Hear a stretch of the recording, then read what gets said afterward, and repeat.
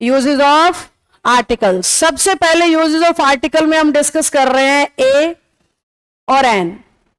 ध्यान से सुनना, अगर हमें ए और एन में से चूज करना है तो कुछ ऐसी चीजें हैं जो हमने स्कूल टाइम पे सुनी होती हैं और आज आपका एग्जामिनर उन्हें फॉलो नहीं करता है। पहला पॉइंट जो आपने स्कूल में सुना होता है कि जहां पे भी ए दिखे, ई दिखे, आई दिखे, ओ दिखे, यू दिखे, इसके लिए लगता है एन, नहीं तो लगता है ए। बिल्कुल छोटे बच्चों को, जैसे मेरी बेटी क्लास 1 में, उसको ये वाला रूल पढ़ा रहे हैं आज भी।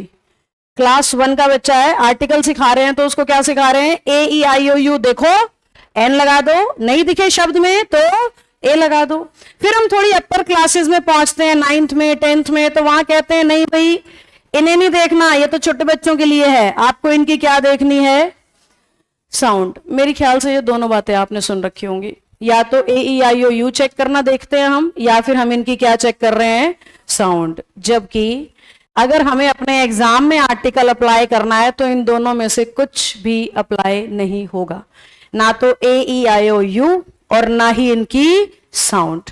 अगर हमें एन लगाना है, आपके पेपर में एन लगाना है, एसएससी के एग्जाम में एन प्लेस करना है, तो इंग्लिश कह रही है आपको इंग्लिश वॉवल्स नहीं, आपको कौन से वॉवल्स देखने हैं, हिंदी वॉवल्स। और हिंदी वॉवल्स की साउंड इंग्लिश के शब्द में देखनी आनी चाहिए। अब हिंदी वॉवल के साउंड से हमारा मतलब क्या है, जैसे हिंदी में वॉवल है अ, आ, उ, ओ, हालांकि और भी होते हैं इसके अलावा, पर उनकी जरूरत इंग्लिश में नहीं पड़ती, क्योंकि इंग्लिश में फर्क नहीं पड़ रहा है बोलते हुए कि छोटी ई बोल रहे हो या बड़ी, छोटा ऊ बोल रहे हो या बड़ा ऊ, छोटी ए बोल रहे हो या बड़ी ए। इस वजह से हमें सिर्फ ये 6 वॉवल्स याद रखने हैं।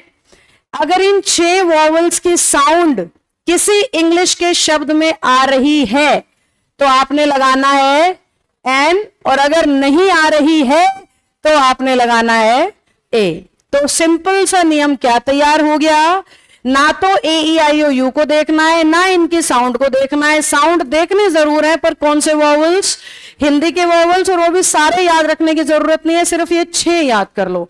इन 6 वॉवल्स में ही इंग्लिश के सारे शब्दों का साउंड, इंग्लिश के जितने भी वर्ड्स आपके सामने आएंगे इसमें वो कंप्लीट हो जाएंगे। ये साउंड आते ही आपने आंसर एन ले लेना है, ना आते ही आपने आंसर ए ले लेना है।